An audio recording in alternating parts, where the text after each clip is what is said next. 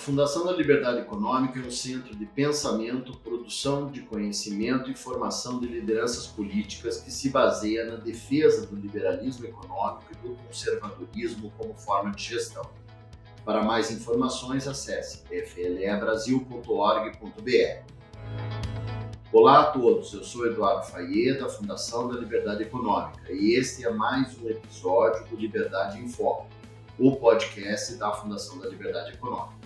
Sejam todos bem-vindos. No nosso podcast falaremos de um tema muito importante para o Brasil, os avanços na regulamentação da atividade de relações institucionais e governamentais e defesa de interesses. E para falar sobre o assunto, convidamos a Carolina Venuto, entrevistada da Fundação da Liberdade Econômica.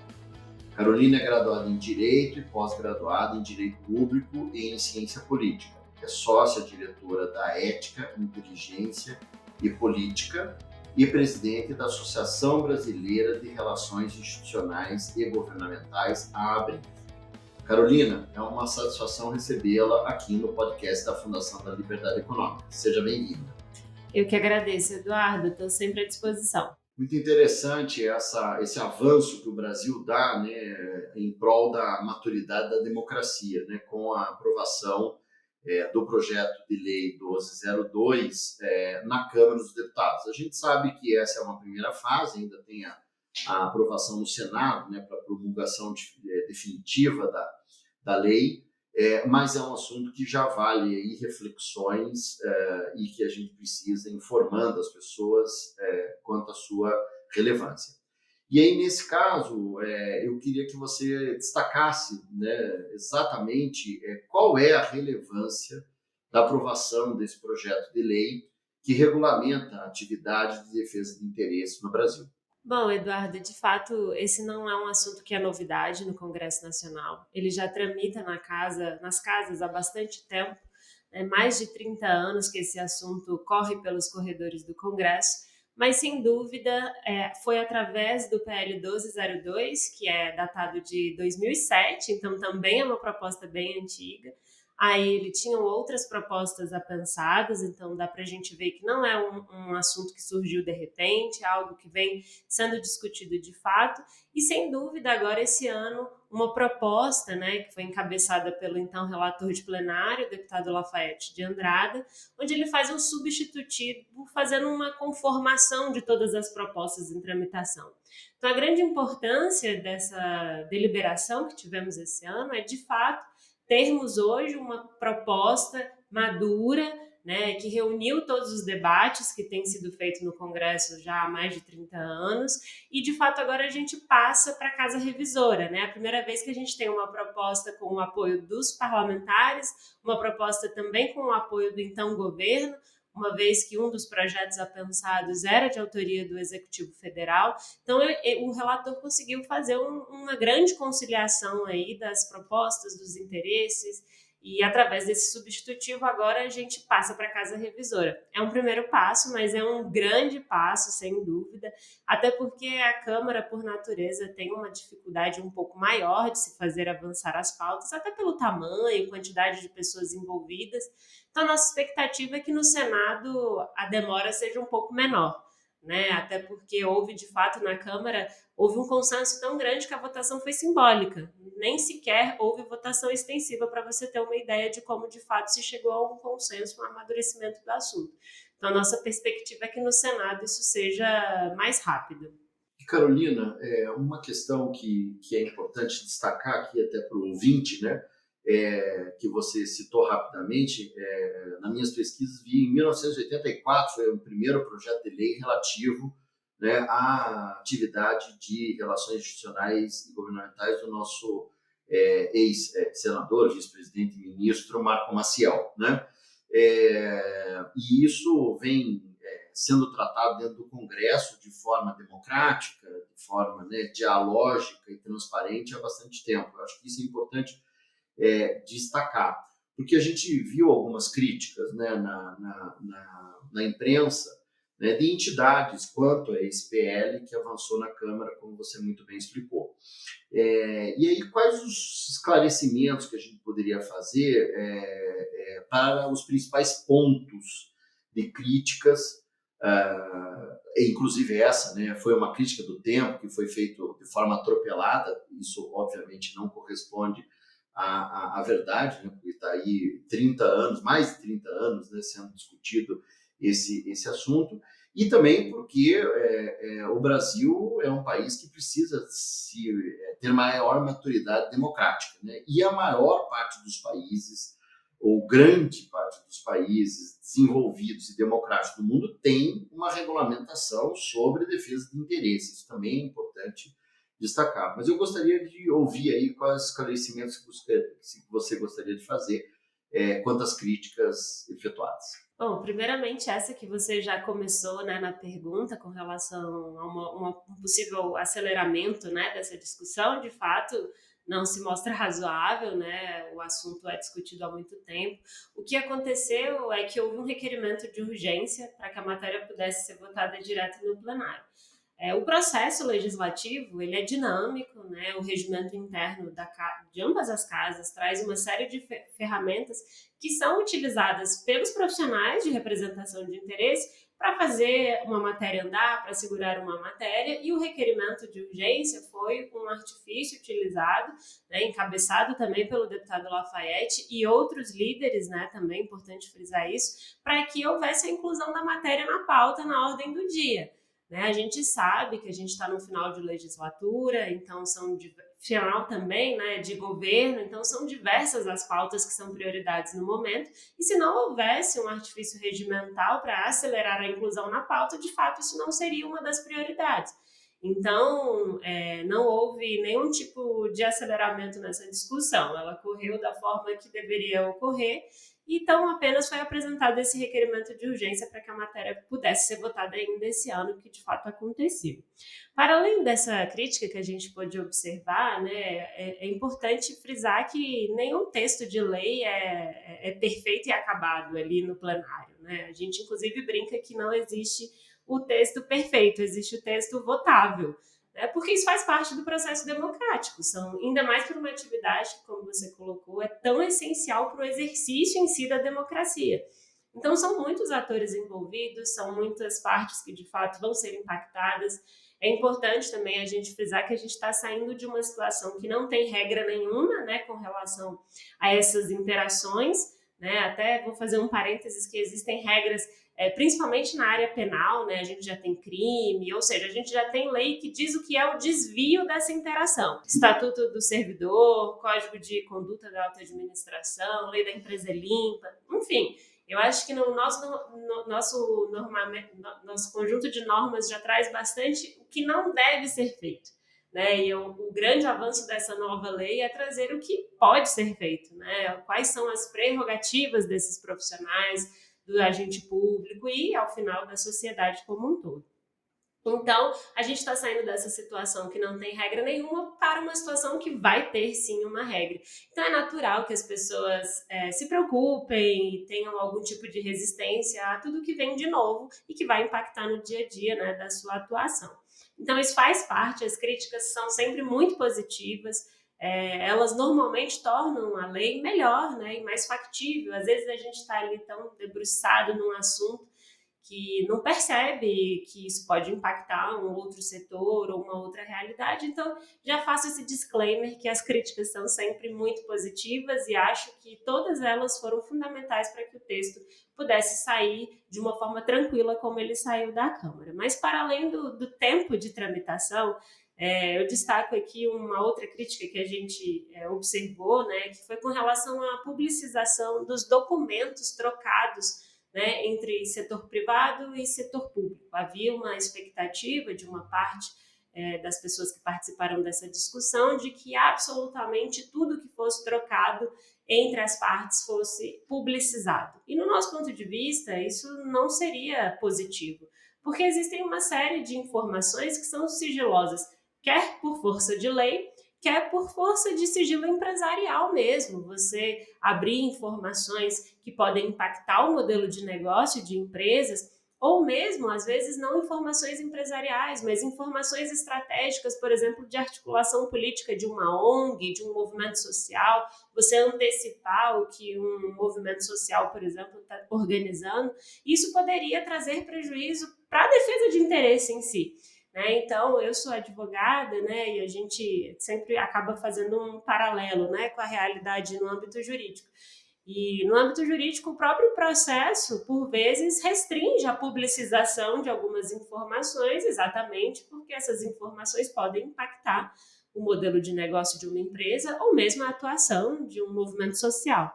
Então, a gente também acha que o texto foi muito acertado do relator ao prever que é possível a publicização de documentos, mas desde que essa publicização não prejudique, né, estratégia empresarial, estratégia política, e desde que haja também o consentimento, né, da parte que apresentou o documento. Então, essa foi uma crítica que nós recebemos e ouvimos, mas acreditamos que o substitutivo acertou em manter o sigilo de coisas que podem trazer prejuízo, E né? um parênteses, Carol, diferenciar aí publicização de documentos com acesso a informações, né? Quer dizer, eventualmente, por meio da lei de acesso à informação, determinados agentes da sociedade poderão ter acesso a informações, contanto que se comprometam com o devido sigilo ou guarda de informações, até porque eu sei que isso com certeza também foi avaliado,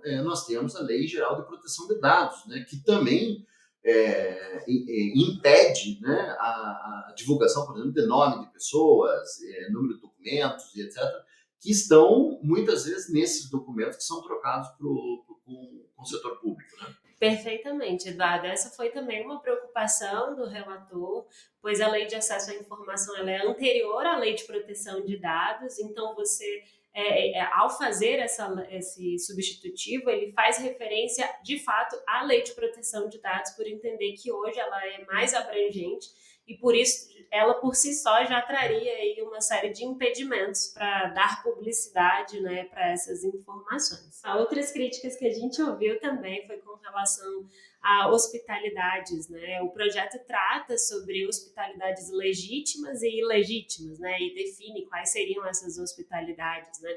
Que são aqueles brindes, viagens, né? Coisas que acontecem hoje, né, que já fazem parte do dia a dia, né? A gente vê, por exemplo, parlamentares ou mesmo membros do executivo que fazem viagens para outros países custeadas por setor privado. E essas viagens, essas hospitalidades, elas são importantes, sabe, Eduardo? Porque isso também é fonte de coleta de informações, de experiências, de trocas. É natural que um tomador de decisão vá para uma outra cidade ou mesmo um outro país para entender o impacto daquela decisão que ele vai tomar.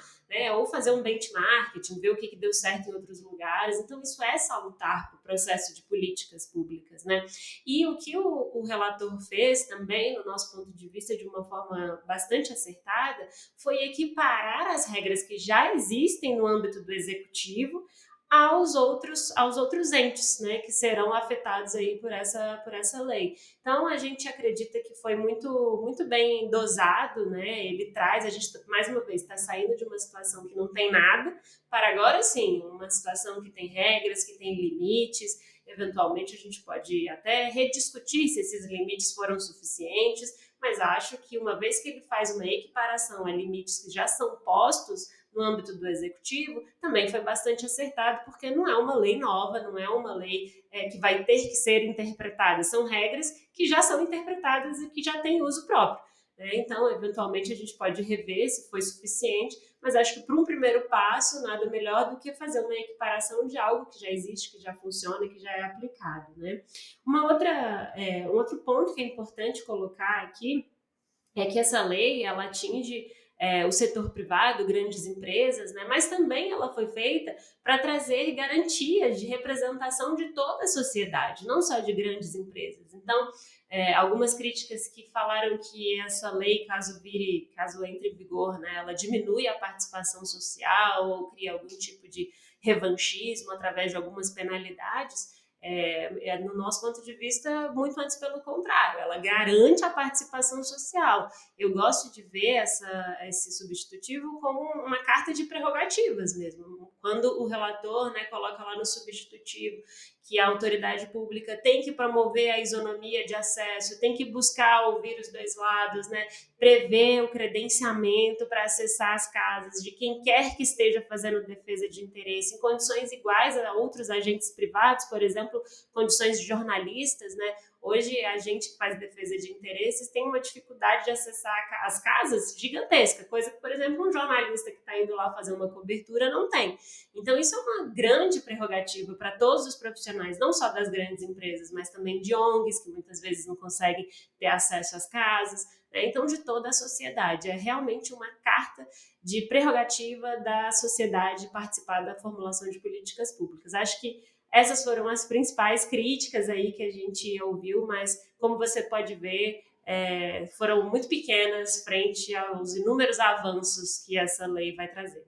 E a formalização por meio de uma regulamentação, de uma legislação, ajuda inclusive a sociedade brasileira a entender que ela tem esse direito, né? Porque enquanto não tem a formalização, né, dada a nossa cultura brasileira, muitos organismos, muitos grupos de interesse, né, muitas vezes não têm o conhecimento de que podem fazer representação de interesses, né, e aí acabam sofrendo consequências, né, no dia a dia em função disso. Eu acho que isso é uma coisa que também destaca com bastante importância todo esse trabalho.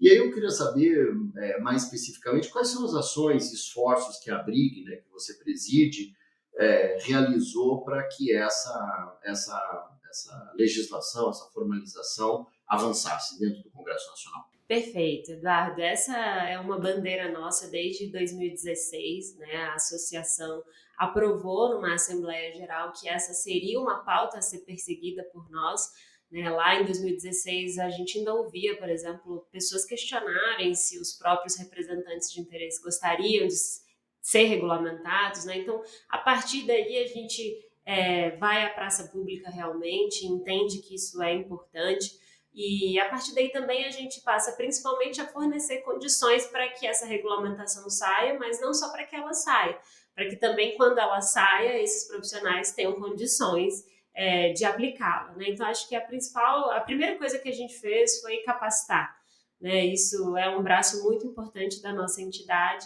até pelo fato da atividade não ser regulamentada. Então a gente não tinha cursos, né, nas instituições, não tinha preparo para esses profissionais. Então, a primeira atividade foi, de fato, trazer uma gama de capacitações para que esses profissionais tivessem uma formação adequada para exercer essa atividade, né? Além da capacitação, uma coisa muito importante também que nos ajudou muito foi a produção de conteúdos a esse respeito, né? A gente lançou em 2020 o primeiro estudo sobre a regulamentação, né? Então a gente traz nesse estudo todas essas informações, a gente tem no nosso site, nos nossos canais. A gente, com esse estudo, traz um benchmark internacional, né? Quais os modelos utilizados ao redor do mundo, o que funcionou, o que não funcionou, faz um paralelo também com a OCDE, que é muito importante a gente frisar, né, que a gente, como país desenvolvido, só vai conseguir fazer a acessão de fato à OCDE quando tiver uma regulamentação sobre essa atividade tão importante que é, né? Então não é uma jabuticaba, é algo que todos os países, né, fazem e estão fazendo, é uma tendência global, a gente demonstra isso no nosso estudo. Todos os países precisam ter não só essa regulamentação, mas uma série de leis, né? O Brasil já vem perseguindo legislações que são exigidas pela OCDE, e essa é uma delas. Então, nesse estudo a gente traz, né, afinal, o que a OCDE exige, né? O que precisa ter nessa lei. Então, esse de fato tem sido um objetivo nosso, não só a produção de conteúdo técnico, mas também a própria dialética com a imprensa, com a sociedade, né? A gente vem esclarecendo, né, essa atividade para a imprensa, e eu acredito que isso tenha sido fundamental. Durante muito tempo, a nossa atividade, que é socialmente conhecida por lobby, acabou sendo equiparada a atividades criminosas, né? Muitas vezes a imprensa usava lobby para fazer referência a atos criminosos, né? E acho que esse papel da ABRIG de esclarecer a imprensa, de mostrar o que de fato a gente é, o que a gente faz e que é importante, tão quanto o jornalismo para a democracia, né, foi fundamental para essa virada de chave, para essa virada de percepção, né? Foi muito claro agora, durante a discussão do projeto no plenário da Câmara, a maior parte da imprensa fez uma cobertura muito positiva. Então, além da produção de conteúdo técnico, produção de conteúdo para a imprensa, de fato, o engajamento, né, com as autoridades, que é o que a gente faz de melhor, né, que é conversar não só com deputados e também com secretários e ministros de Estado, mas também com a sociedade. Isso também faz parte da nossa atividade. Então, a gente vai à praça, à rua mesmo, conversar com as autoridades, mas também com a sociedade, com outras entidades afetadas, né, confederações, sindicatos. A gente conversou com todos os atores possíveis que você possa imaginar. Então, foi um trabalho que vem sendo, né, construído, a gente não acabou ainda, né, tem muito chão pela frente, mas foi um trabalho que contribuiu muito para o amadurecimento da atividade no país, né, não só da nossa entidade, mas da atividade como um todo. E agora, Carolina, depois da aprovação, caso seja, né, no Senado Federal aprovado, e a promulgação da lei, quais são os próximos passos? Bom, legal. O panorama legislativo é o seguinte: o projeto saiu da casa iniciadora, né, vai para a casa revisora. Se houver alteração, volta para a casa iniciadora, né, para analisar essas alterações. Se não houver, de fato, vai para a sanção ou veto do presidente, né? Uma vez publicada essa lei, né, a nossa perspectiva é que isso traga um impacto muito positivo, né, para o setor como um todo, porque a gente vai realmente tirar esse estigma, né, que ainda tem dessa atividade. Isso vai contribuir para a organização, né, para impulsionamento de cursos, profissionalização, certificações, né? Então isso vai trazer um amadurecimento muito grande para o setor, mas não só para o setor, Eduardo, para a sociedade como um todo. Como você bem colocou, às vezes as pessoas ainda que não têm acesso, né, às informações. O governo brasileiro é gigantesco, né? Então, muitas vezes, você conhecer, ter o know-how, né, de onde buscar a informação já é difícil. E isso eu estou falando em âmbito federal, quando você vai ainda para as outras esferas, estados, municípios, você conhecer todos os processos é muito difícil, né? Então, de fato, você ter regras claras e acessíveis para todo mundo, não só para um grupo pequeno, seleto, com dinheiro, com condições, né? Isso impulsiona a participação social. Então, o próximo passo pós-lei, de fato, é uma sociedade com maior possibilidade de participar do processo de formulação de políticas públicas. E para a Brig vai ficar, sem dúvida, aí a missão de trazer ainda mais profissionalização, né? E aí fica, com certeza, um outro caminho longo a ser perseguido. A gente quer estar cada vez mais dentro do Congresso Nacional, né? A gente, esse ano, formulou a Frente Parlamentar em Defesa do Reconhecimento da Atividade de RIG e, sem dúvida, para a próxima legislatura, a gente quer que esse seja o nosso próximo grande desafio, que é, de fato, assim como outras frentes parlamentares que são fundamentais, né, com o diálogo com o Congresso e o Executivo, é, de fato, levar essas demandas da representação de interesses, né? A questão do credenciamento, do acesso à informação, da publicização dos atos, da padronização do Diário Oficial da União, enfim, uma série de demandas aí que fica como desafio para a próxima legislatura. Carolina, muito obrigado. Espero que todos tenham gostado desse episódio com o tema Os avanços na regulamentação da atividade de relações institucionais governamentais e representação de interesses. Muito obrigado e esse espaço sempre estará aberto para esse diálogo democrático. Imagina, eu que agradeço demais a você, a todos os nossos ouvintes e sigo à disposição. Para você que acabou de nos ouvir, muito obrigado pela sua audiência. Para mais informações, acesse o site flebrasil.org.br e siga as nossas redes sociais no Facebook e Instagram, @FLEeconômica, e no Twitter, @FLEbrasil. Nosso podcast está disponível na sua plataforma de áudio preferida. Você também pode seguir nosso podcast no Spotify, Amazon, assinar no Apple Podcasts e se inscrever no Google Podcasts ou no Castbox e favoritar no Deezer. Desse modo, você receberá uma notificação sempre que um novo episódio for ao ar. Eu sou Eduardo Fayet e este foi mais um Liberdade em Foco. Um grande abraço e até a nossa próxima conversa.